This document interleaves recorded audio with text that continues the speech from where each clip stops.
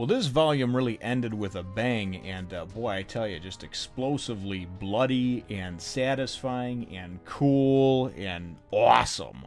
Toriko Gourmet number 88. Wild Fight. It's brutal, man. Brutal. Well, hello, my brothers and sisters and gourmet hunters of the Nerd Nation. I, as always, am Jim, here to bring you another review on the awesome and just bloody and armless, legless tale of Toriko. Our last chapter saw us with really it looking like Toriko is definitely getting torn apart by Tommy. He completely lost an arm. He lost his left arm. He's been bitten, bloodied, beaten. Tommy's taken a beating, though, too. He's taken several dozen punches from Toriko, and they both are just messed up, you know. The chapter ended off, though, ultimately with us seeing Teppei and Komatsu, and it looked like their ruckus up there was causing, you know, the gourmet case to start to shatter, you know, and to come down, which obviously has all of the, you know, these various extinct species and animals that are actually trapped inside there, and that's what the gourmet soup, you know, winds up, the stock winds up, you know, being made from every 100 years. So anyway, that's where the chapter left off, and actually the chapter picks up right there where, you know, with Teppei and Komatsu, and Teppei goes and pulls out this cool little thingy that he's got with the size of the thingy. He's got this little case that it holds different seeds and whatnot, and various seeds. Takes the seed and mixes the stuff, puts it on the seed, and throws it, you know, and he winds up saying, you know, protection tree grow, you know, protect the Gourmet Showcase. And he tells Komatsu, don't move a muscle. And Komatsu's like, well, where are you going? He's like, you know, my job is to protect the Gourmet Showcase. You know, he's a gourmet reviver, right? So anyway, so it looks like this tree, it looks like kind of like a beanstalk type deal that's sort of, you know, just branching out and whatnot to actually hold the Gourmet Showcase together from shattering and coming down. So then we wind up going into the battle that's been raging on between Tommy and, of course, Toriko. And again, just completely brutal. We wind up seeing this great shot where Toriko goes and hits him with a kick for once, something different finally, and that's actually something I was kind of had a little bit of a complaint about in the last chapter. And it's funny because in this chapter he actually kind of comes up with a couple of new moves, and so at the perfect time, right when I was thinking about it and asking for it, and right when the shit was getting kind of old that he was doing, comes up with a couple of new things. But anyway, he winds up going, and as him and Tommy are locked in this battle and fighting, Tommy goes in and he just kind of like feels the pure killing intent that they have for each other. And they don't have grudges or anger issues or anything like that. It's just this pure will to go. It's this desire to like eat or be eaten, you know, to kill or be killed. And it's, you know, to kill the other person, you know, pure killing intent just so you can go and have a meal, you know. So he winds up talking about how, you know, Grinpatch and Starjan, that's why they were so like satisfied and invigorated after they fought Toriko, because it's just like this pure essence of frickin' just, you know, testosterone basically that comes off of him, you know, this pure sort of again, like killing intent, you know. And I love it how he says it too. I think he says there's no malice, there's no like ill will towards one another, you know. It's not like, oh, I hate your whole family, you know. Like it's not a personal thing, you know. Here, neither of us are motivated by rage or hostility or malice. We both crave one thing: to feast. A fight over food. A primitive battle where the victor lives to eat another meal. That is the kind of battle the wild Toriko fights. He's not good or evil. A battle with Toriko is for survival. I think I understand better why Starjan and Grinpatch came away from their fights with Toriko feeling so invigorated and refreshed.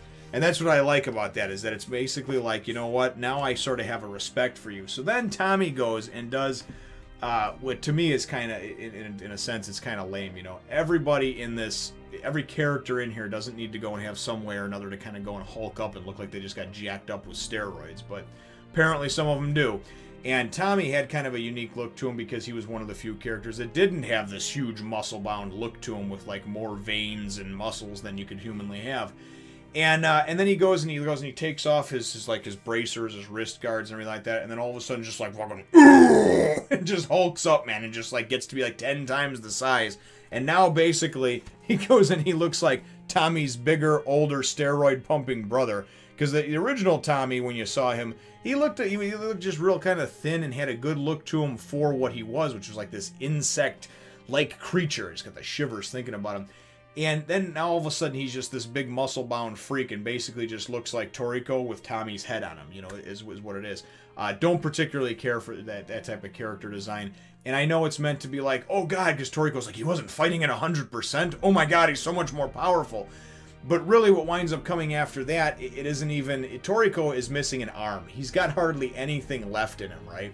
He goes and notices after Tommy goes and kind of just hulks up like this and tells him that he's going to go and that, you know, he's the only person that he's actually has respect for as like a gourmet hunter, you know. So he's going to give him everything he's got and just completely annihilate and kill him, you know. Give him a beautiful death, right?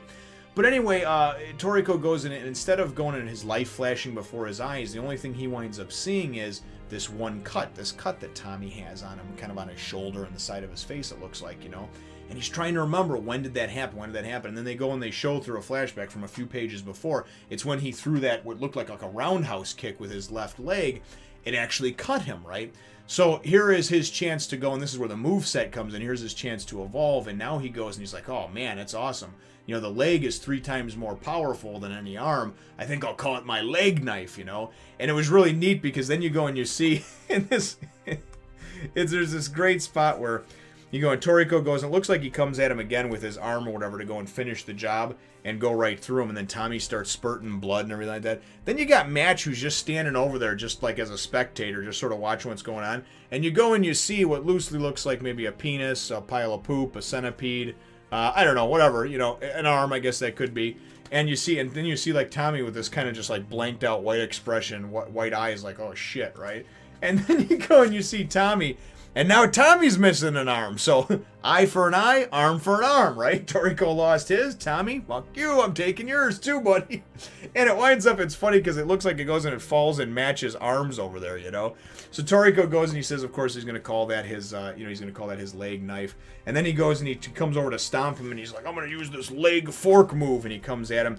And it's hard to tell exactly where he hits Tommy because Tommy just kind of spurts blood, but I'm assuming that he goes and he just kind of goes and stomps him right in his midsection somewhere because he claims in the next one that he's got nothing left, but at least he landed a killing blow.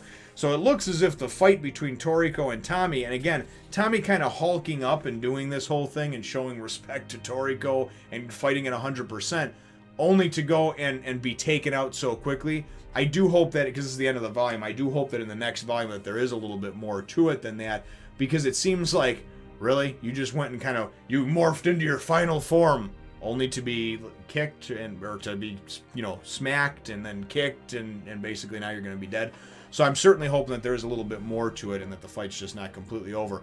It does look like Tommy is just about done, though. It looks like he's got not much left. He's missing an arm. You know, he's taken the leg fork to the crotch, stomach, somewhere area, maybe his chest. I don't even know. Because, again, they didn't it was kind of shown like, oh, you just saw the spurting of blood out of his mouth. So, which is kind of weird because as graphic as this has been, you think they would have kind of shown, just drawn and shown and depicted like him just getting torn apart in his midsection if that was what would actually happen. But anyway, at the end of it over here, then all of a sudden Tommy, as he's kind of sitting there spurting blood and wondering what the hell's going on, winds up seeing this protection tree, this tree of protection that Teppei had from down below, as it's kind of sprouting up its vines and everything like that and protecting the Gourmet Showcase. And then we actually see on the last page of the chapter and the volume, we actually get to see Teppei, and he says, don't go breaking the Gourmet Showcase, Gourmet Corp. And then you get Tommy, and he's just like, you! So Tommy obviously knows Teppei, and I don't know. Well, I guess we'll find out more about that later on, where exactly it comes from, how exactly they know each other. But ultimately, a very cool chapter and a nice ending good way to end off the volume over here, as we're going to jump into volume 11 next. And like I said, the only real disappointment that I had was I don't think that every character needs to go and just be able to just kind of hulk up and look like this muscle-bound freak. Many of the characters are already drawn like that as it is, and it's hard to differentiate amongst them because of that. They all look like they have the same body with different heads, you know. And you take Mansum, you take Barry Gammon, you take... I mean, the list goes on and on. There's a ton of characters so far. So, in my opinion, Tommy was already deadly and dangerous enough once we got past the insect point, seeing his speed, his teeth, obviously how he could spit and use the bug bombs and everything like that. He had a nice arsenal of weapons and a nice move set to begin with. In my opinion, going and taking off his taking off his bracers or whatever you want to call those, and then kind of just going, hulking up was sort of unnecessary. But, you know, it leads into my chapter question, though, brothers and sisters. What are your thoughts on the character designs of some of these characters? Do you think in a character like Tommy's case that he would have been fine left on his own? Or do you think that it was a good thing to have this final form, or this form that he could morph into to look more imposing and evil? Again, you've heard my opinion on it, and I think it's really just, it looks like Toriko hulked up with Tommy's head on him, whereas for me that completely kind of ruined some of the just the nastiness and just and of course just the fear that Tommy kind of struck in you, whether you like bugs or hated bugs or whatever. Tommy to me was this imposing figure, but then when he went and he did that, I don't know, it didn't make sense to me. Didn't kind of match up with the tone of everything that's been going on over here. So let me know what your answer to that question is, though, and your thoughts, brothers and sisters, in the comments down below. Feel free to hit the thumbs up, the like button if you should think that I deserve it, and subscribe if you have not done so already. We will look forward to catching all of you in the next one, Nation. Remember to follow me on my other channels as well as Facebook and Instagram and Twitter too.